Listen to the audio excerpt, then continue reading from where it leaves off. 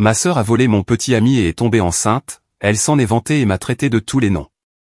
Maintenant, il les a mis à la rue, elle est leur bébé, et ma famille exige que j'oublie tout et que je lui donne ma maison. Je m'appelle Amélie. J'ai 27 ans et ma sœur, qui m'a volé mon fiancé et est tombée enceinte de lui, est maintenant sans abri et revient en rampant, exigeant que je lui donne ma maison.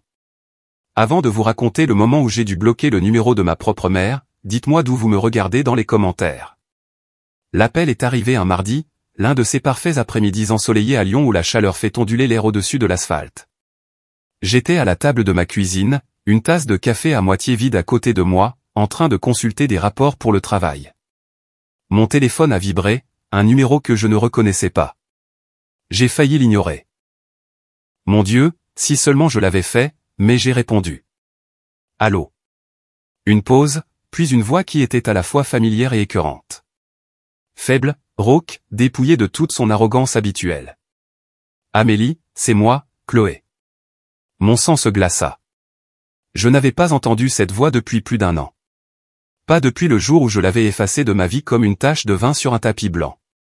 Que veux-tu, Chloé? Ma voix était plate, vide. Je m'en suis assuré. Je pouvais entendre un bébé pleurer en arrière-plan. Un vagissement faible et misérable. J'ai besoin d'aide. Amélie, s'il te plaît. Il m'a mise à la porte. Guillaume, il nous a mis dehors. Nous n'avons nulle part où aller. Nous sommes à la rue. Je fixais la fenêtre, le soleil éclatant et indifférent. À la rue. Les mots flottaient dans l'air, mais ils ne pouvaient pas m'atteindre. C'était comme entendre un reportage sur une inconnue dans une ville que je n'avais jamais visitée. Je ne ressentais rien. Absolument rien. Et ce rien n'était un bouclier que j'avais passé 1 an à construire, brique par brique douloureuse. On dirait que c'est ton problème, dis-je, et je raccrochai. Je sais ce que vous pensez peut-être. Comment ai-je pu être si froide? Comment ai-je pu repousser ma propre sœur avec un bébé à la rue? Mais pour comprendre pourquoi j'ai raccroché ce téléphone, pour comprendre pourquoi je ne ressentais aucune culpabilité, aucune pitié, pas même une lueur d'obligation familiale, vous devez savoir à quoi ressemblait ma vie exactement 1 an avant cet appel. Il y a 1 an, je n'étais pas cette personne. Je n'étais ni froide, ni dure, ni vide. J'étais heureuse. Vraiment, merveilleusement heureuse. Guillaume et moi étions ensemble depuis 5 ans. 5 ans de blagues que seuls nous comprenions, de dimanches matins paresseux, et de construction d'un avenir si détaillé que nous pouvions presque le toucher. Nous avions un classeur, un gros classeur rempli de nos rêves. Des échantillons de peinture pour une maison que nous n'avions pas encore trouvée. Des impressions de quartier avec de bonnes écoles. Un tableur budgétaire où nous suivions chaque euro de nos salaires combinés, regardant la ligne de l'apport pour la maison grimper semaine après semaine. Guillaume était chef de projet, intelligent et ambitieux. J'étais dans le marketing, travaillant d'arrache-pied pour une promotion que j'étais sur le point d'obtenir. Nous n'étions pas riches, loin de là, mais nous étions une équipe. Tout ce que nous faisions, nous le faisions ensemble. C'était lui que j'appelais quand un client me rendait folle. C'était moi qui allais chercher ses plats à emporter préférés après une journée brutale sur un chantier. C'était ma personne, celle que vous pensez avoir pour toujours. Un samedi matin, je me suis réveillé en me sentant différente. Un peu étourdie, un peu bizarre. J'ai ignoré cela, mais une petite pensée pleine d'espoir a vacillé au fond de mon esprit. Plus tard dans la journée, pendant que Guillaume était sorti faire les courses, j'ai fait un test. Je me suis assise sur le bord de la baignoire, les mains tremblantes, et j'ai regardé 2 lignes roses apparaître. 2 lignes roses. Je n'ai jamais ressenti une vague de joie pareille de toute ma vie. C'était si pur, si écrasant. Ça m'a littéralement coupé le souffle. J'ai commencé à pleurer. D'énormes larmes de bonheur, sanglotantes. C'était ça. C'était tout ce pourquoi nous avions travaillé. La maison, l'avenir, tout se mettait en place. Quand Guillaume est rentré, je l'ai accueilli à la porte. Je n'ai pas dit un mot. Je lui ai juste tendu le test. Il l'a regardé, puis m'a regardé, et son visage s'est fendu du plus grand, du plus beau sourire que j'ai jamais vu. Il m'a soulevé du sol, me faisant tourner dans le couloir de notre petit appartement, en riant. Notre avenir n'était plus seulement dans un classeur. Il était réel. Il grandissait en moi. Les semaines suivantes furent un tourbillon de sourires secrets et de plans chuchotés. Nous ne l'avons dit à personne. Nous voulions garder notre petit secret parfait pour nous encore un peu. C'était notre bulle et rien ne pouvait l'éclater. Du moins, c'est ce que je pensais. Le changement fut subtil au début. Si subtil que je me suis dit que je l'imaginais. C'était la façon dont Guillaume commençait à incliner son téléphone loin de moi quand il textotait. Les soirées tardives au bureau qui devenaient un peu plus fréquentes. Quand je demandais à qui il envoyait des messages, il disait juste « Oh, juste des trucs de boulot ou c'est ma mère ». Des réponses laconiques. Vagues. Mais le vrai signe, c'était Chloé, ma sœur. Elle a commencé à agir étrangement avec moi. Elle avait toujours été un peu compétitive, un peu en demande d'attention, mais c'était différent. Il y avait une suffisance en elle, une lueur dans ses yeux quand elle me regardait que je ne pouvais pas tout à fait cerner. Elle faisait des petites remarques, des petites piques qui semblaient innocentes en surface, mais qui laissaient un arrière-goût amer. « Tu es sûr de vouloir t'attacher avec une maison si tôt ?» demandait-elle avec un petit sourire crispé. « Tu es encore jeune. » J'ai ignoré. J'étais enceinte. J'étais amoureuse. Je flottais. Je n'avais pas de temps pour les jalousies mesquines de ma sœur. La nuit où tout s'est effondré était un jeudi. Guillaume était censé travailler tard à nouveau. J'étais fatigué, recroquevillé sur le canapé à regarder une émission de télévision sans intérêt.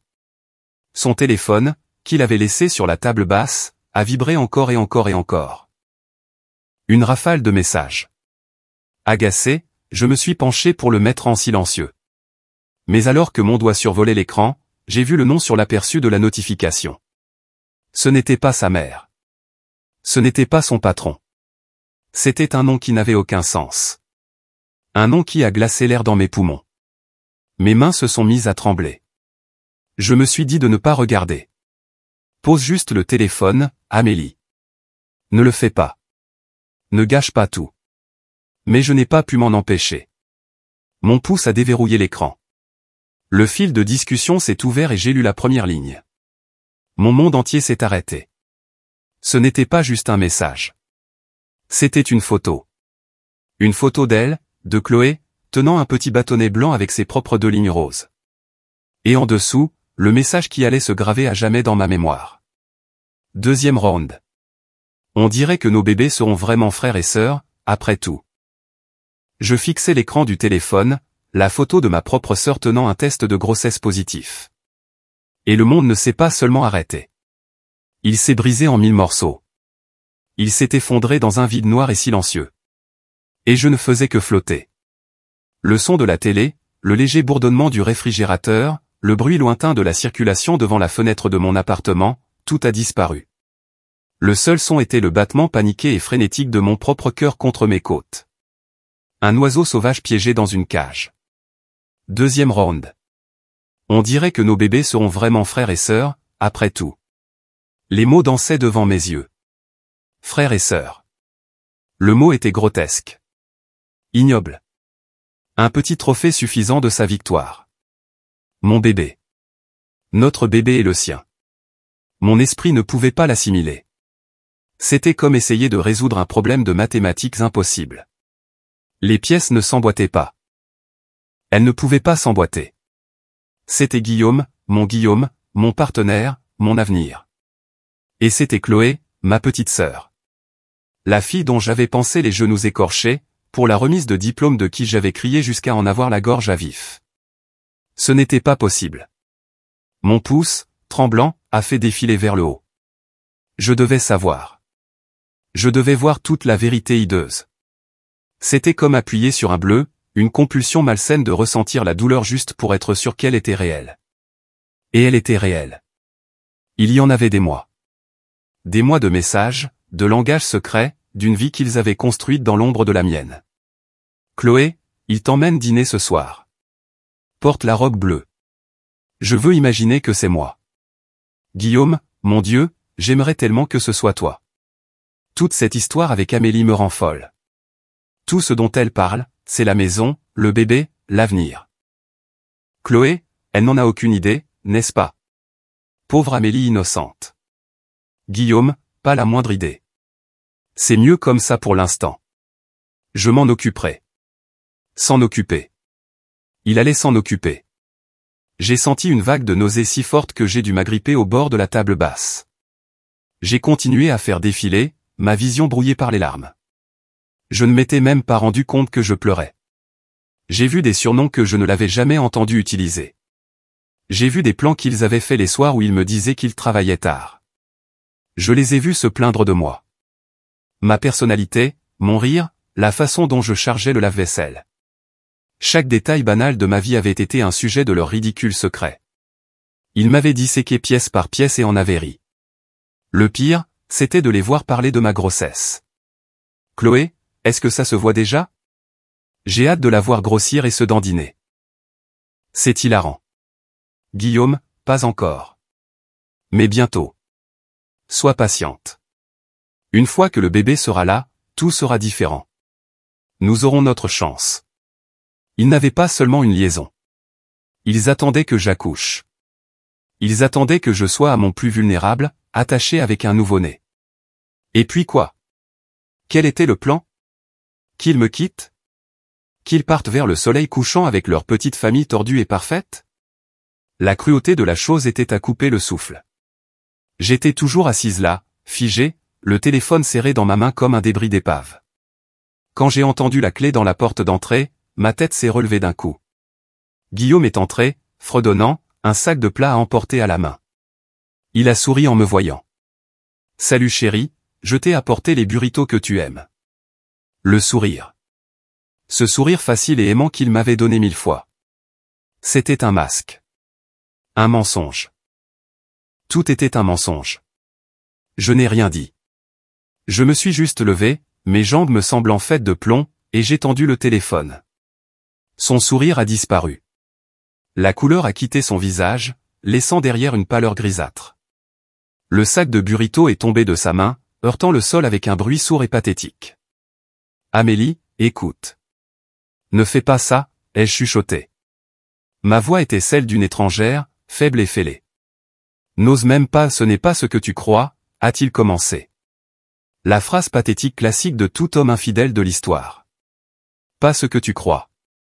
Ma voix a alors trouvé sa force, montant avec une vague de rage pure et brûlante. On dirait que tu couches avec ma sœur, Guillaume.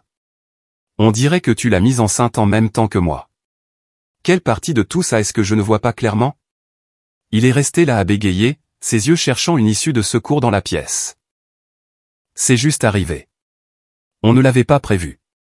J'allais te le dire. Quand, ai-je hurlé, le son s'arrachant de ma gorge. Quand allais-tu me le dire? Après la naissance de mon bébé? Après que tu aies déjà choisi un nom pour le tien avec elle? Et comme si elle était invoquée par le diable en personne, la porte d'entrée, que Guillaume n'avait pas bien fermée, s'est ouverte en grinçant, et là se tenait Chloé. Elle avait un sac à la main, un petit sac de voyage. Ses yeux se sont agrandis une seconde quand elle a vu mon visage, vu le téléphone dans ma main. Mais il n'y avait aucune honte, aucun remords, juste une lueur d'agacement, comme un enfant dont le jeu préféré a été interrompu. « Oh » dit-elle, sa voix dégoulinant de fausses surprises. On dirait que le secret était vanté. Je l'ai regardée fixement. Ma sœur, mon sang. Elle se tenait là, provocante, une main posée presque protectrice sur son ventre encore plat. La vue de ce simple geste a brisé quelque chose en moi. « Sors » dis-je à Guillaume, ma voix tombant dans un calme mortel. « Prends tes affaires et sors de mon appartement. »« Amélie, s'il te plaît » a-t-il supplié, faisant un pas vers moi. « Maintenant » ai-je rugi. Il a reculé comme si je l'avais giflé. Pendant qu'il se précipitait dans la chambre, jetant ses affaires dans un sac de sport, j'ai fait face à ma sœur. « Et toi » dis-je, ma voix tremblant d'une rage si profonde qu'elle semblait pouvoir fendre la terre. « Tu es morte pour moi. Tu comprends? Je n'ai plus de sœur. » Elle a juste haussé les épaules, un petit sourire suffisant jouant sur ses lèvres. « Peu importe, Amélie. Tu as toujours été si dramatique. Il n'allait jamais être heureux avec toi. Tu es ennuyeuse. Moi, je suis excitante. » Les mots ne m'atteignaient à peine. Mon esprit était un ouragan de douleur et de trahison. Guillaume est sorti de la chambre, son sac sur l'épaule. Il ne me regardait pas. Il regardait juste Chloé.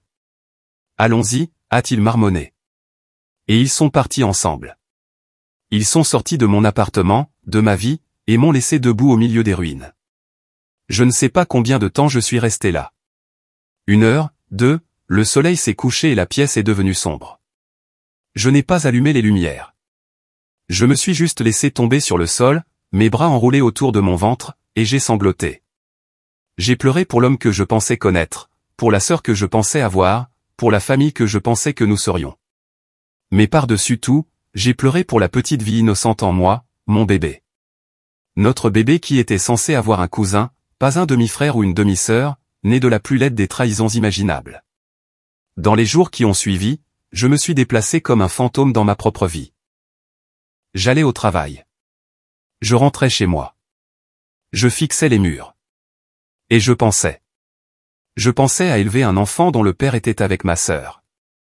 Je pensais au Noël, aux anniversaires et aux remises de diplômes. Toute une vie à les voir ensemble, à voir leur enfant, un monument vivant et respirant de ma douleur. Je pensais à mon bébé devant naviguer dans ce paysage impossible et toxique. Et je savais que je ne pouvais pas le faire. Je ne pouvais pas amener un enfant dans ce tissu de mensonges et de haine. Ce ne serait pas juste pour lui. Et ce ne serait pas juste pour moi. C'était comme le seul moyen de couper le lien, le seul moyen de couper véritablement le cordon avec eux pour toujours. Alors, j'ai passé un coup de fil. J'ai pris un rendez-vous. Et 1 semaine plus tard, je suis sorti d'une clinique sous le soleil éclatant du Texas, me sentant plus vide et plus seul que je ne l'avais jamais été de ma vie. Il n'y avait plus de bébé. Il n'y avait plus d'avenir. Il n'y avait que moi et la longue route silencieuse devant moi. J'avais repris la seule partie de ma vie sur laquelle j'avais encore un contrôle. Et ce fut la décision la plus difficile, la plus bouleversante que j'ai jamais eu à prendre. La rupture fut un cauchemar logistique enveloppé d'agonie émotionnelle. L'appartement que nous avions construit ensemble, pièce par pièce, a dû être démantelé. Chaque photographie, chaque souvenir stupide d'un week-end, chaque meuble portait un souvenir désormais souillé. Marc, mon jeune frère, fut un saint. Il est venu sans un mot, a emballé les affaires de Guillaume dans des cartons avec une expression sombre, et les a emportés. Il était la seule personne de ma famille qui semblait comprendre la profondeur de la trahison sans avoir besoin d'explication. J'ai essayé de disparaître dans le silence. Je voulais juste qu'on me laisse seul pour faire mon deuil, mais Chloé ne le permettait pas. Environ 2 semaines après leur départ, mon téléphone s'est allumé avec un message d'un numéro que je ne reconnaissais pas. Mon cœur battait la chamade, mais je me suis forcé à l'ouvrir. C'était elle. Le message était une capture d'écran d'un reçu d'un magasin de meubles pour bébés haut de gamme. Un berceau qui coûtait plus cher que ma première voiture. En dessous, elle avait tapé « Je commence juste à préparer la chambre d'enfant. Guillaume est si généreux quand il est heureux. » J'ai senti une bile chaude et acide me monter à la gorge. Je n'ai pas répondu. J'ai juste bloqué le numéro. Quelques jours plus tard, un email. L'objet était « Tu voudras voir ça ». Contre toute attente, je l'ai ouvert. C'était un lien vers une liste de naissance. Poussette, siège auto, sac à langer de créateur. C'était une performance publique de la vie qu'elle m'avait volée. Mais la goutte d'eau, le message qui a coupé le dernier fil de toute connexion fraternelle que j'aurais pu avoir, est arrivé 1 semaine plus tard. Il était court, vicieux, et visait droit au cœur de l'avenir qu'elle savait que j'avais perdu. Au fait, disait-il, Guillaume et moi cherchons des maisons en banlieue. Celle que tu avais mise en favori. Il a dit qu'il était si content d'avoir attendu. Au moins, moi, je sais comment lui faire dépenser de l'argent pour un vrai avenir. C'était ça. La maison, notre classeur de rêve. Elle ne prenait pas seulement mon fiancé et ma famille. Elle colonisait activement mon avenir, plantant son drapeau sur les ruines de mes espoirs. Ce message a provoqué quelque chose en moi. Le chagrin, qui avait été une couverture lourde et suffocante, s'est consumé, laissant derrière lui une résolution froide et dure. J'en avais fini d'être une victime. J'en avais fini de la laisser danser sur ma tombe. J'ai passé l'heure suivante à pratiquer un exorcisme numérique. J'ai bloqué sa nouvelle adresse email. J'ai bloqué Guillaume. J'ai bloqué tous les amis communs que je savais être plus de leur côté que du mien. J'ai effacé de mes réseaux sociaux chaque photo de lui, de nous. J'ai supprimé des années de souvenirs en quelques clics méthodiques. Chaque blocage, chaque suppression, c'était comme claquer une porte, la verrouiller et jeter la clé. Ce n'était plus un acte de colère. C'était une procédure clinique, une amputation nécessaire pour me sauver la vie. Le silence qui a suivi fut une bénédiction. Les semaines se sont transformées en mois. Je me suis concentré sur le travail. J'ai fait les choses machinalement. Je guérissais lentement, mais la cicatrice était profonde. Je n'ai eu aucune nouvelle d'eux. J'ai eu très peu de nouvelles de mes parents à Strasbourg, qui semblaient marcher sur des œufs, pris entre deux feux et choisissant la neutralité, ce qui ressemblait à une autre forme de trahison. Seul Marc gardait un contact régulier, prenant de mes nouvelles, s'assurant que j'allais bien. Et puis, environ 10 mois plus tard, le téléphone a sonné. C'était Marc. « Salut, dit-il, sa voix inhabituellement calme. Tu es assise? Oui. Pourquoi? Qu'est-ce qui ne va pas? Je viens d'avoir un appel de maman, dit-il. Elle était en panique. Je me suis dit que tu devrais l'apprendre de moi d'abord. Il prit une profonde inspiration. C'est à propos de Chloé. Je me suis préparé. S'était-il fiancé? Avait-il acheté une de nos maisons? Guillaume l'a quitté, dit Marc, sa voix plate. Apparemment, il en avait marre de ses caprices depuis un moment. Le bébé est né il y a environ 2 mois. Il est resté un peu, mais c'est fini. Il a fait ses valises la nuit dernière et il est parti. Il lui a dit que son avocat la contacterait pour la garde et la pension alimentaire, mais qu'il ne voulait plus rien avoir à faire avec elle. J'étais silencieuse. Je ne savais pas quoi dire. Marc continua. Il a résilié le bail de leur appartement. C'était à son nom. Le propriétaire lui a donné jusqu'à la fin de la semaine pour partir. Maman et papa lui ont envoyé de l'argent, mais apparemment, elle l'a déjà dilapidé. Elle n'arrête pas de les appeler, en pleurant, disant qu'elle n'a nulle part où aller. Je fixais le mur de mon appartement calme et paisible. L'appartement qui n'était qu'à moi. La vie qui n'était qu'à moi, la paix pour laquelle je m'étais si durement battu. Et c'est là que Marc m'a dit que Guillaume l'avait mise à la porte. Chloé et son bébé étaient sans abri. Une partie de moi, une partie sombre, sentait que c'était exactement ce qu'elle méritait. Si vous écoutez toujours, s'il vous plaît, aidez-moi en aimant cette vidéo et en commentant le chiffre ainsi dessous. Cela me fait savoir que vous m'avez donné un j'aime et que vous êtes ici avec moi dans ce voyage.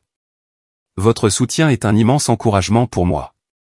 S'il vous plaît, commentez le chiffre 1 et laissez-moi vous raconter ce qui s'est passé ensuite. Après que Marc m'ait parlé de Chloé, une étrange quiétude s'est installée dans ma vie. J'ai pensé bêtement que le pire était passé. Elle avait eu ce qu'elle méritait et maintenant, enfin, on pouvait me laisser tranquille.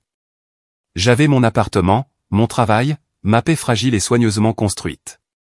Je commençais à me sentir à nouveau moi-même. J'étais même en lice pour une grosse promotion au travail, un poste de responsable marketing senior pour lequel je travaillais depuis des années. La vie était enfin, heureusement, sans drame. Cette illusion a duré environ 3 mois. Ça a commencé un lundi matin. Mon patron, Monsieur Dubois, un homme strict d'une 50aine d'années, m'a demandé de venir dans son bureau. Ce n'était pas inhabituel. Nous avions des points réguliers.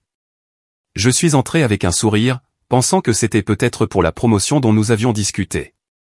J'avais toute une présentation prête.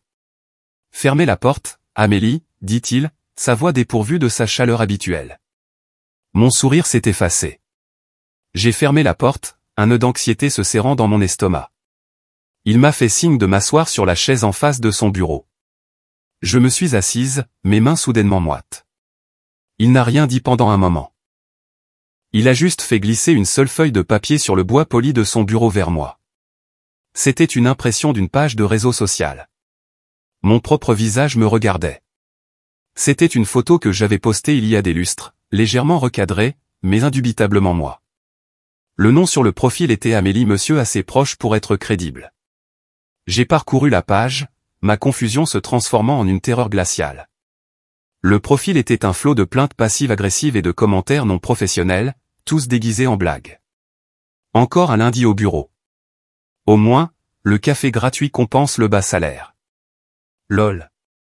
Je travaille encore tard ce soir. Certains jours, on se demande si la direction sait vraiment ce qu'elle fait. Vie d'entreprise. Je sors de la réunion la plus inutile de ma vie. Ça aurait pu être un email, les gars. Mon souffle s'est coupé. Ce n'était pas moi. Jamais, au grand jamais, je ne posterais des choses comme ça. Ma carrière était tout pour moi. C'était un suicide professionnel. Monsieur Dubois, bégayai-je, ma voix à peine un murmure. Ce n'est pas mon compte. Je n'ai jamais vu ça de ma vie. Il a joint ses doigts, son expression indéchiffrable. J'ai reçu un email anonyme ce matin avec un lien vers cette page, Amélie. Il a également été envoyé à plusieurs membres de la direction. Le service des ressources humaines a été prévenu. Franchement, c'est un désastre. Cela vous fait passer pour une personne mécontente, non professionnelle et indigne de confiance. Le mot promotion flottait dans l'air entre nous, non dit, mais lourd comme une pierre tombale. Je vous jure que ce n'est pas moi, ai-je plaidé, mon esprit tournant à toute vitesse. Quelqu'un a créé un faux profil. Quelqu'un essaie de me saboter. Même en le disant, je savais qu'il n'y avait qu'une seule personne au monde qui me détestait assez pour faire quelque chose de si calculé, de si destructeur. Chloé. Monsieur Dubois soupira, un son long hélas. Je veux vous croire, Amélie. Vous avez été une excellente employée, mais j'ai besoin de preuves. Sinon, mes mains sont liées. Nous ne pouvons pas avoir des personnes à des postes de direction qui dénigrent publiquement l'entreprise. Vous comprenez? Je suis sorti de son bureau hébété. C'était comme si le sol s'était dérobé sous mes pieds à nouveau. C'était un autre type d'attaque. Il ne s'agissait plus seulement de mon cœur. Il s'agissait de mes moyens de subsistance, de ma réputation. La seule chose qui me restait et qui était entièrement à moi. Dès que je suis revenu à mon bureau, j'ai appelé Marc, la voix tremblante. J'ai besoin de ton aide, dis-je, et je lui ai tout raconté. Marc, mon frère calme et doué en technologie, était furieux. Cette sorcière, siffla-t-il au téléphone. Elle ne va pas s'en tirer comme ça, Amélie. Envoie-moi le lien. Je trouverai quelque chose. Je te le promets. Pendant les 2 jours suivants, j'ai vécu dans un état de terreur suspendu. J'allais au travail et j'essayais d'agir normalement, mais je sentais les regards sur moi. J'entendais les chuchotements. L'email anonyme avait fait son travail. Le poison se répandait déjà. Chaque fois qu'un collègue me lançait un regard étrange, je me demandais s'il pensait que j'étais l'employé à 2 visages de ce profil. L'humiliation était une chose physique, une rougeur constante et chaude sur mon cou. Mercredi soir, Marc a appelé. Je l'ai eu, dit-il, et je pouvais entendre la satisfaction sombre dans sa voix. C'était plus difficile que je ne le pensais. Elle a utilisé un VPN pour cacher sa position, mais elle a été négligente. Que as-tu trouvé, demandai-je, le cœur battant. Elle a créé le compte depuis un ordinateur de la bibliothèque municipale du centre de Lyon, a-t-il expliqué. Mais elle a fait une erreur. Elle s'est connectée à son propre email personnel sur le même ordinateur juste 1 minute, juste avant de créer la fausse page. Les journaux systèmes de la bibliothèque ont capturé l'horodatage et l'adresse IP des 2 actions. Elles ont eu lieu à moins de 5 minutes d'intervalle depuis la même machine. Et écoute ça, j'ai un ami qui travaille dans l'informatique qui a extrait les images de vidéosurveillance de ce moment-là. C'est granuleux, mais on la voit clairement assise à ce terminal informatique exact. J'ai éclaté en sanglots, mais cette fois, c'était des larmes de soulagement pur et total. Marc, sanglotai-je. Merci. Tu n'as aucune idée de ce que cela signifie. Je sais ce que ça veut dire, dit-il doucement. Ça veut dire que ma sœur va garder son travail. Et ça veut dire que Chloé est un monstre. Je t'envoie tout maintenant. Les journaux système, une capture d'écran de la vidéo. Tu apportes ça à ton patron et tu mets fin à tout ça. Le lendemain matin, je suis entré dans le bureau de Monsieur Dubois, le dos droit, la tête haute. Je n'ai pas dit un mot. J'ai juste posé le dossier que Marc m'avait envoyé sur son bureau. Je l'ai ouvert et j'ai étalé les preuves, pièce par pièce accablantes. Les journaux horodatés, la capture d'écran du visage de ma sœur, illuminée par la lueur du moniteur qu'elle utilisait pour essayer de ruiner ma vie. Je l'ai regardé tout examiner, ses yeux s'écarquillant légèrement. Il a lu les journaux, puis a regardé la photo. Il s'est adossé à son fauteuil et m'a regardé un long moment. Je suis vraiment désolé, Amélie, dit-il, sa voix remplie de regrets sincères. C'est monstrueux. J'ai déjà parlé au RH. Nous enverrons une lettre de mise en demeure formelle à la dernière adresse connue de votre sœur. Quant à la promotion, le poste est toujours à vous si vous le voulez. J'ai laissé échapper un souffle que je ne réalisais pas que je retenais depuis 3 jours. Merci, monsieur Dubois. Je le veux. J'avais gagné. J'avais sauvé ma carrière. Mais en sortant de son bureau, la victoire semblait creuse. Ce n'était pas un jeu. C'était ma vie. Et je venais d'avoir la preuve définitive et indéniable que ma propre sœur ne reculerait devant rien pour la détruire. La règle du non-contact ne visait plus seulement à protéger mes sentiments. C'était une question de survie. Après l'attaque contre ma réputation, quelque chose en moi a changé. Les derniers vestiges de sentiments fraternels. Les faibles échos fantomatiques de la fille avec qui j'ai grandi avaient disparu. À leur place se trouvait une clarté froide et dure. Chloé n'était pas seulement une personne qui avait fait une terrible erreur. Elle était une menace. Et la seule façon de gérer une menace est de construire une forteresse. C'est donc ce que j'ai fait. La première brique de ma forteresse fut un nouvel appartement. Mon ancien logement, celui que j'avais partagé avec Guillaume, était souillé. Chaque coin recelait un souvenir, un fantôme d'une vie qui n'était plus la mienne. J'avais besoin d'une page blanche. J'ai trouvé un petit mais lumineux 2 pièces dans un autre quartier de Lyon, un quartier avec des rues bordées d'arbres et une ambiance calme et paisible. Il avait un petit balcon qui donnait sur une cour. Et le jour où j'ai signé le bail, j'ai eu l'impression de pouvoir enfin respirer à nouveau. La deuxième brique fut mon travail. Je me suis investi corps et âme dans mon nouveau rôle de responsable marketing senior. La promotion s'accompagnait d'une augmentation de salaire significative et pour la première fois de ma vie, je me sentais vraiment indépendante et en sécurité. Je travaillais de longues heures, non pas parce que je me cachais de ma vie, mais parce que j'aimais vraiment ça. Mes idées étaient valorisées. Mon travail avait un impact. Je construisais quelque chose qui m'appartenait, quelque chose que Chloé ne pouvait pas toucher. La troisième brique, la plus importante, fut de me reconstruire. J'ai commencé petit. J'ai acheté un nouveau service de vaisselle, des assiettes vives et joyeuses qui ne ressemblaient en rien au service blanc ennuyeux que Guillaume avait choisi. J'ai peint mon nouveau salon d'un jaune chaud et ensoleillé. J'ai commencé à faire de la randonnée le week-end, à explorer les ceintures vertes autour de Lyon, sentant le soleil sur ma peau et la bonne douleur saine dans mes muscles. J'ai pris un cours de poterie le mardi soir. Ça semble ridicule, mais il y avait quelque chose de si thérapeutique à prendre un morceau d'argile informe et à le transformer en quelque chose de réel, de concret. Une tasse, un bol, un vase. Mes mains étaient couvertes d'argile. Mon esprit était concentré. Et pendant ces 2 heures chaque semaine, le monde extérieur à ce petit atelier n'existait pas lentement, prudemment, j'ai commencé à me faire de nouveaux amis. Pas les amis communs de mon ancienne vie, mais des gens qui me connaissaient simplement comme Amélie. La femme de mon groupe de randonnée qui avait toujours les meilleures collations. La dame plus âgée de mon cours de poterie qui faisait les plus belles et délicates sculptures.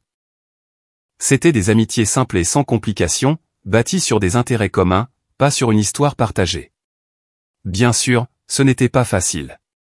Il y avait des soirs où je rentrais dans mon appartement silencieux et le silence semblait assourdissant. Il y avait des moments où une chanson à la radio ou la vue d'un couple heureux m'envoyait une pointe de chagrin aigu et inattendu. La guérison n'est pas une ligne droite. C'est une route sinueuse et désordonnée, avec des nids de poules et des détours. Mais pour la première fois depuis longtemps, je me sentais en sécurité. J'avais construit une petite vie calme et paisible qui m'appartenait entièrement. Ma maison était mon sanctuaire. Mon travail était ma passion. Mes amis étaient mon choix. J'avais survécu à l'ouragan, et je me tenais dans le calme et la quiétude de l'après, apprenant à faire de nouveau confiance au sol sous mes pieds. Je n'ai pas eu de nouvelles de Chloé. Je n'ai pas eu de nouvelles de Guillaume. Je supposais qu'ils étaient quelque part en train de vivre leur vie désordonnée et dramatique. Je m'en fichais. Tant que leur chaos ne touchait pas à ma paix, ils pouvaient faire ce qu'ils voulaient. J'ai même recommencé à parler à mes parents, prudemment. Nos conversations étaient courtes, superficielles. Nous parlions de la météo à Strasbourg, de mon travail, des cours de Marc à l'université. Nous ne mentionnions jamais, au grand jamais, Chloé. C'était un accord tacite géant. Une trêve fragile dont je n'étais pas sûr qu'elle tiendrait, mais pour le bien d'avoir une mère et un père, j'étais prête à essayer. Un soir, j'étais assise sur mon balcon, un verre de vin à la main, regardant le coucher de soleil peindre le ciel de nuances d'orange et de rose. Mon téléphone était éteint, mon ordinateur portable fermé. Il n'y avait que moi, l'air chaud du soir et le bourdonnement silencieux de la ville. Et à ce moment-là, j'ai ressenti un sentiment de paix. Si profond qu'il m'a presque donné envie de pleurer. J'avais réussi. J'avais reconstruit. J'allais bien. J'étais heureuse. C'était le calme avant la tempête. Je ne le savais juste pas encore. Cette paix durement gagnée a duré près d'1 an. Une année entière de soirées tranquilles, de journées de travail productives et de la joie simple et sans complication d'une vie vécue selon mes propres termes. Et puis le passé a appelé. Littéralement. C'était un dimanche soir. Je préparais mes repas pour la semaine, en écoutant un podcast, quand mon téléphone a sonné. L'identifiant de l'appelant indiquait maman. J'ai senti cette légère contraction familière dans ma poitrine, celle qui venait toujours avant que je ne lui parle. J'ai pris une profonde inspiration, j'ai affiché une voix joyeuse et j'ai répondu « Salut, maman. Comment vas-tu, Amélie ?» « Ma chérie, ça va, dit-elle, mais sa voix était tendue. Il y avait un courant sous-jacent d'anxiété impossible à ignorer. Ce n'était pas notre conversation habituelle sur la météo et le travail. C'était autre chose. « Qu'est-ce qui ne va pas ?» demandai-je, baissant le feu sous une casserole de sauce qui mijotait. « Papa va bien ? Et Marc ? Tout le monde va bien. » Tout le monde va bien, dit-elle rapidement. Trop rapidement. Il y eut une pause. Je pouvais entendre mon père murmurer quelque chose en arrière-plan. Ma chérie, nous devons te parler de quelque chose. Nous avons reçu un appel. J'ai su instantanément. Tout mon corps s'est mis en état d'alerte. Les murs de la forteresse se sont dressés. Le pont-levis émotionnel a été relevé. Un appel de qui ? Maman, demandai-je, bien que je connaisse déjà la réponse. Elle soupira. Un son long et las qui a voyagé sur plus de 1000 kilomètres de fil téléphonique. C'était Chloé, Amélie. Elle a des ennuis. De vrais ennuis cette fois. Je me suis appuyé contre le comptoir de la cuisine, les jointures blanches à force de serrer le bord. Je n'ai rien dit. J'ai juste attendu. Elle est à Lyon, a poursuivi ma mère, sa voix commençant à trembler. Guillaume l'a quittée il y a des mois. Nous lui avons envoyé de l'argent. Nous avons essayé de l'aider, mais tout est parti. Elle était dans un refuge, mais elle a dit que ce n'était pas sûr pour le bébé. Elle nous a appelés aujourd'hui d'une cabine téléphonique. Elle est sans abri, Amélie. Vraiment sans abri. Elle et ton petit-neveu sont à la rue. Ton petit-neveu. Les mots étaient une petite torsion délibérée du couteau. J'ai fermé les yeux, me concentrant sur le bouillonnement rythmique de la sauce tomate. Inspirez, expirez. Respire, Amélie. C'est une situation terrible pour elle, dis-je, ma voix soigneusement neutre. J'étais une professionnelle maintenant, une experte pour naviguer dans ces champs de mines conversationnels. Terrible. C'est un cauchemar, s'est écriée ma mère, sa voix montant en panique. C'est notre fille, ta sœur.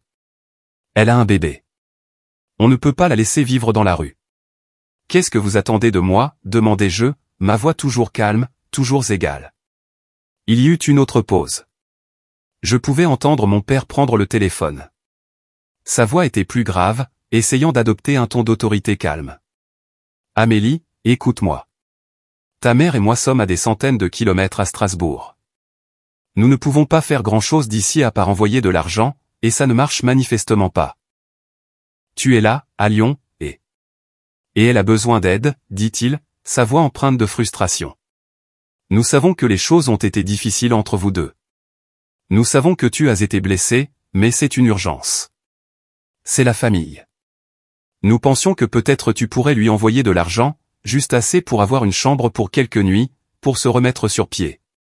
J'ai pensé à l'argent sur mon compte d'épargne. L'argent que j'avais gagné, l'argent que j'avais économisé pour mon avenir, pour un acompte sur ma propre maison un jour. L'idée d'en envoyer un seul euro à la personne qui avait joyeusement célébré la destruction de mon dernier avenir était risible. Non, dis-je. Le mot était calme, mais il était aussi solide et inébranlable qu'un bloc de granit. Non. Répéta mon père, sa voix incrédule. Comment ça, non ? Amélie, c'est ta sœur. Chloé a cessé d'être ma sœur le jour où elle a essayé de ruiner ma carrière par pure méchanceté, dis-je, ma voix se fissurant enfin avec un peu de la glace que j'avais retenue. Elle a cessé d'être ma sœur le jour où elle a couché avec mon fiancé et est tombée enceinte. Elle a fait ses choix, papa. Une longue série de choix. Sa situation actuelle est une conséquence directe de ses choix. Ce n'est pas le moment de garder des rancunes, gémit ma mère, ayant arraché le téléphone. Il s'agit d'un bébé. Ton neveu ne mérite pas de dormir sur un banc de parc parce que sa mère a fait des erreurs. Tu as raison. Il ne le mérite pas, ai-je convenu. Et son père, Guillaume, devrait prendre ses responsabilités. Et ses grands-parents, toi et papa, devriez l'aider. Mais cela n'a rien à voir avec moi. Je ne suis pas impliqué. Ma vie est paisible maintenant parce que j'ai éliminé la source du chaos. Je ne laisserai en aucun cas ce chaos revenir. Je n'arrive pas à croire à quel point tu es égoïste, sanglota ma mère. Je ne sais pas qui tu es devenu. Je suis devenu quelqu'un qui se protège, dis-je, ma voix se durcissant à nouveau. Vous, de toutes les personnes, devriez comprendre cela. Je dois y aller. Je suis en train de préparer le dîner. Amélie, ne me raccroche pas au nez. J'ai raccroché. Ma main tremblait. La paix de mon dimanche soir était brisée. Ils l'avaient fait. Ils avaient pris un bélier pour enfoncer les murs de ma forteresse. Ce n'était que le début. Je le savais. C'était leur première salve, et la guerre pour ma paix venait de commencer. Le silence après ce premier appel téléphonique était lourd et suffocant. Je savais que c'était juste le calme avant la prochaine attaque. J'avais raison. 2 jours plus tard, mon téléphone a de nouveau sonné. Maman et papa. J'ai laissé le message sur la boîte vocale. Ils ont rappelé 1 heure plus tard, puis de nouveau le soir même. Je n'ai pas répondu. Je savais ce qu'ils voulaient et ma réponse était toujours non. Ils ont changé de tactique. Le lendemain, j'ai reçu un texto de mon père. Amélie, s'il te plaît, appelle-nous. C'est urgent. Nous sommes morts d'inquiétude. Contre toute attente, j'ai appelé. J'ai décidé que je serais un disque rayé. Non est une phrase complète. Je continuerai simplement à le dire jusqu'à ce qu'ils arrêtent de demander. Dieu merci, tu as appelé, a dit ma mère dès qu'elle a répondu. Je pouvais entendre le désespoir dans sa voix, et il était clair qu'elle avait pleuré. Nous avons enfin eu des nouvelles de Chloé. C'est pire que ce que nous pensions. J'ai attendu, ne disant rien. Elle a essayé un autre refuge, a poursuivi ma mère, sa voix épaisse de drame fabriqué. Mais elle a dit que quelqu'un a essayé de voler le sac à langer du bébé. Elle était terrifiée. Elle et le bébé ont passé la nuit à dormir dans une gare routière. Amélie, une gare routière. As-tu la moindre idée à quel point c'est dangereux? C'était une performance. Je pouvais l'entendre. Chloé était une manipulatrice de génie et mes parents étaient son public le plus captif. Elle leur servait un récit de terreur et de victimisation, et ils l'avalaient tout cru. Elle a dit qu'elle n'a pas mangé depuis un jour parce qu'elle a dépensé ses derniers euros en les materniser, a ajouté mon père, sa voix basse et grave. Il ne s'agit plus de ses erreurs, Amélie. C'est une question de vie ou de mort. Alors vous devriez lui réserver un billet de bus pour Strasbourg, dis-je calmement. Elle peut rester avec vous. Vous avez une grande maison, beaucoup de place. Nous ne pouvons pas, s'est écriée ma mère. Elle nous a dit qu'elle ne peut pas quitter Lyon. L'avocat de Guillaume lui a dit que si elle quitte le département, il demandera la garde exclusive du bébé et prétendra qu'elle est une mère indigne qui a abandonné son enfant.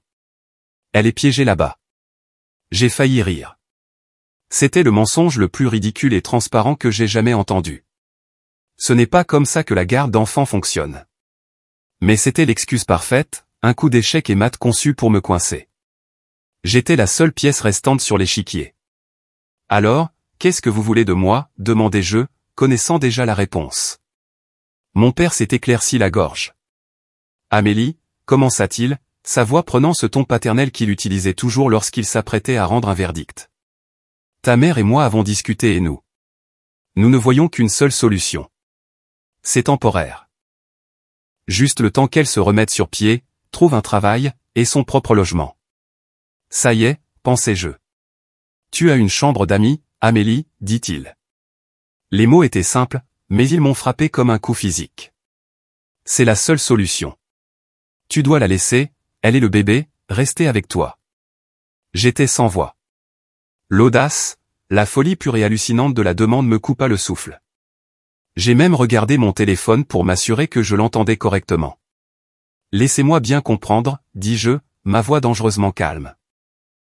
Vous voulez que j'invite la femme qui a conspiré avec mon fiancé pour me trahir, qui est tombée enceinte de lui dans mon dos, qui s'est moquée de moi après que j'ai perdu mon propre bébé, qui a ensuite créé un faux profil sur les réseaux sociaux pour essayer de me faire virer de mon travail? Vous voulez que j'invite cette femme à vivre dans ma maison, dans mon sanctuaire? À dormir dans le couloir, en face de ma chambre? Ce ne serait pas pour longtemps, a plaidé ma mère. Juste quelques semaines. Pour le bébé. Pense au bébé, Amélie. C'est ta chair et ton sang. Ma chair et mon sang, ai-je répliqué, la colère bouillonnant enfin. Où était cette loyauté de chair et de sang quand Chloé essayait de détruire ma vie? Où était-elle quand elle riait de ma douleur? Où étiez-vous? Vous étiez neutre. Vous ne vouliez pas prendre parti. Mais maintenant que votre enfant prodige est dans le pétrin qu'elle a elle-même créé, soudain, c'est tout le monde sur le pont. Et ma maison, ma paix, ma santé mentale sont les sacrifices acceptables. Tu déformes les choses, a crié mon père. Il ne s'agit pas du passé. Il s'agit du présent. Il s'agit de faire ce qu'il faut pour la famille. Ce qu'il faut, j'ai ri, un son sec et amer. Ce qu'il faut, c'est que Chloé affronte enfin les conséquences de ses actes. Ce qu'il faut, c'est que vous arrêtiez de la conforter dans ses travers. Et ce qu'il faut pour moi, c'est de me protéger de la personne qui a prouvé à maintes reprises qu'elle ne me voulait que du mal. Je suis tellement déçu de toi, a murmuré ma mère, sa voix empreinte de venin. Nous t'avons élevé pour être une personne gentille et compatissante. Je ne sais pas qui est cette femme froide et sans cœur. Vous voulez savoir qui je suis, dis-je, ma voix tombant dans un calme glacial. Je suis la femme que votre autre fille a créée. Chaque mur que j'ai, elle l'a construit. Chaque limite que je tiens, elle m'a forcé à la tracer. C'est l'Amélie que vous avez maintenant. Et la réponse est non. Ce sera toujours non. Ne me le demandez plus. J'ai raccroché le téléphone, tout mon corps tremblant de rage. C'était incroyable. Ils ne voulaient pas seulement que je les aide. Ils voulaient que je m'immole par le feu pour garder leur enfant préféré au chaud. Ils ne me demandaient pas seulement de briser une limite. Ils exigeaient que je démolisse toute la forteresse et que j'accueille l'ennemi à l'intérieur. Je pensais que c'était le pire qu'ils pouvaient faire. Je pensais que c'était leur dernière tentative, la plus désespérée. J'avais tort. La trahison ultime était encore à venir. Après cet appel téléphonique explosif, je m'attendais à un siège de textos et de messages vocaux en colère. Au lieu de cela, il y eut le silence. Une journée entière de silence complet et troublant venant de Strasbourg. Une partie de moi, une partie naïve et pleine d'espoir, pensait que peut-être, juste peut-être, il m'avait enfin entendu. Peut-être que mon nom avait finalement fait son chemin. Cet espoir a été anéanti l'après-midi suivant. J'étais en réunion lorsque mon téléphone a vibré avec un appel d'un numéro local de Lyon que je ne reconnaissais pas. C'était mon propriétaire, Monsieur Martin. C'était un homme âgé et gentil qui me laissait tranquille la plupart du temps, n'appelant que s'il y avait un problème de maintenance. Mon estomac s'est noué. Le chauffe-eau avait-il éclaté? Je me suis excusé de la réunion et j'ai répondu au téléphone. Bonjour, Monsieur Martin. Est-ce que tout va bien?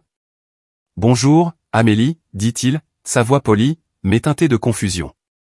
Je vais bien, merci. En fait, je vous appelais à votre sujet.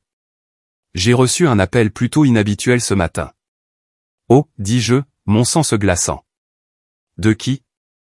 Une femme qui a dit être votre mère, a-t-il dit. Elle avait l'air très contrariée. Elle m'a dit que vous aviez. Eh bien, elle a dit que vous traversiez une sorte de crise de santé mentale. Je ne pouvais plus respirer. Le monde a basculé sur son axe. Elle a dit quoi? Oui, a poursuivi Monsieur Martin, semblant mal à l'aise. Elle a dit que vous n'étiez plus vous-même ces derniers temps et qu'elle et votre sœur devaient venir rester avec vous pendant un certain temps pour vous aider. Elle voulait savoir si le bail autorisait les invités de longue durée et si j'avais besoin de leur nom pour des formalités administratives. Elle a fait en sorte que cela paraisse assez urgent, comme si vous n'alliez pas bien et que vous n'étiez pas capable de prendre des décisions pour vous-même. Je dois admettre que j'étais très inquiet. Je voulais juste vous appeler directement pour m'assurer que vous alliez bien. Je me suis effondré sur une chaise voisine, mes jambes soudainement incapables de me soutenir. C'était ça, la trahison ultime. Ce n'était plus une simple demande. C'était une attaque calculée et manipulatrice conçue pour me saper, pour me peindre comme instable, pour contourner mon autorité dans ma propre vie et ma propre maison. Ma propre mère avait appelé un quasi-inconnu et avait menti sur ma stabilité mentale pour essayer de me forcer la main. Elle avait utilisé la stigmatisation de la maladie mentale comme une arme contre sa propre fille. Une rage si pure et si brûlante qu'elle a consumé toutes les autres émotions à déferler en moi. La tristesse, la frustration, les années de déception, tout s'est incinéré dans ce seul feu purificateur. J'en avais fini. Pas seulement fini de me disputer. J'en avais fini avec eux. Monsieur Martin, dis-je, ma voix étonnamment calme et stable. Je suis vraiment désolé que vous ayez été dérangé avec ça. Je peux vous assurer que je vais parfaitement bien. Ma mère s'est trompée. Il n'y a pas de crise. Personne ne va emménager dans mon appartement. Je vais m'en occuper. Merci de me l'avoir fait savoir. J'ai raccroché le téléphone. Je suis retourné à la réunion, je me suis excusé pour l'interruption et j'ai passé les 30 minutes suivantes en pilote automatique. Je n'ai aucune idée de ce qui a été dit. Mon esprit était un piège d'acier, se concentrant sur une seule ligne de conduite nécessaire. Dès la fin de la réunion, je suis sorti sur le parking, je suis monté dans ma voiture et j'ai composé un numéro. J'ai mis le téléphone sur haut-parleur. Mon père a répondu. Amélie, dit-il, une note de soulagement dans la voix. On s'inquiétait tellement quand. Mais maman au téléphone, dis-je. Ma voix était plate, dénuée de toute émotion. Il y eut une pause. De quoi s'agit-il? Mais là au téléphone. Papa, maintenant. J'ai entendu des bruits de pas, puis la voix de ma mère. Amélie. Ma chérie, ça va? Je viens de raccrocher avec mon propriétaire, Monsieur Martin, dis-je. Le silence à l'autre bout du fil était assourdissant. C'était un aveu de culpabilité, plus fort que n'importe quelle confession. Il m'a parlé de ton appel, ai-je poursuivi, chaque mot une pierre soigneusement placée. Il m'a dit que tu lui avais menti. Que tu lui avais dit que j'avais une crise de santé mentale et que toi et Chloé deviez emménager pour prendre soin de moi. Amélie, nous étions juste désespérés, a pleuré ma mère, sa voix se brisant. Nous étions si inquiets pour le bébé. Nous ne savions pas quoi faire d'autre.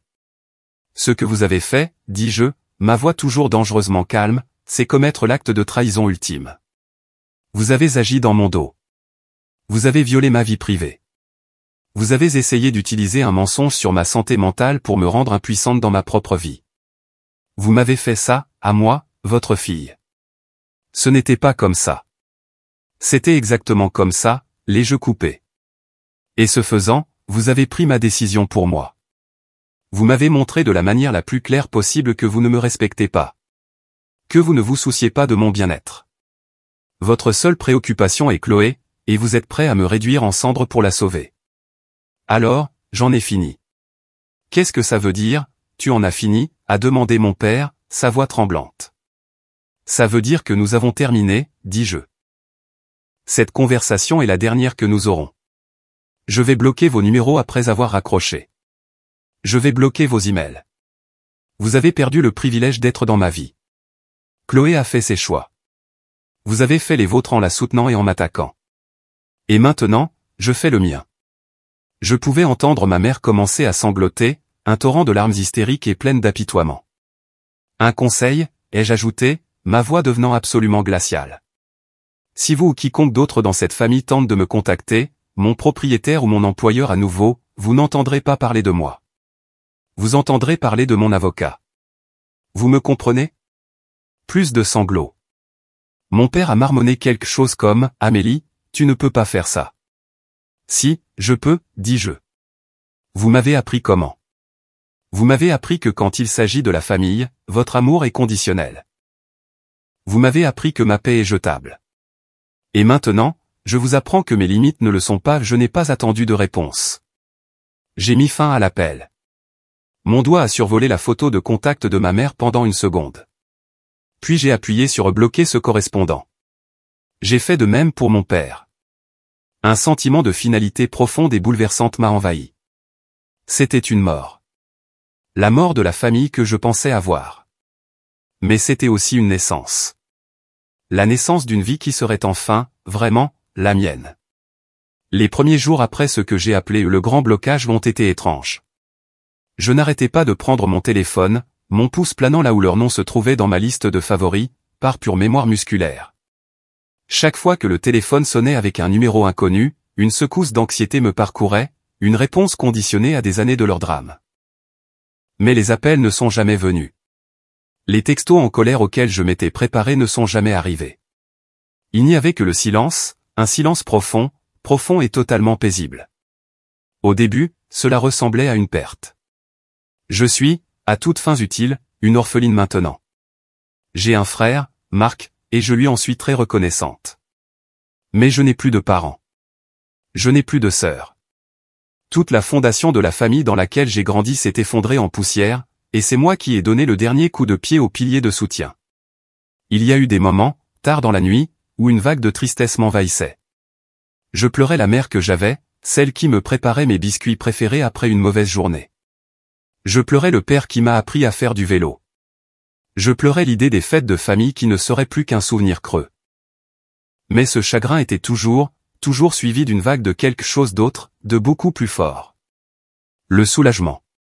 Le soulagement était si puissant qu'il ressemblait à un poids physique qu'on m'enlevait de la poitrine.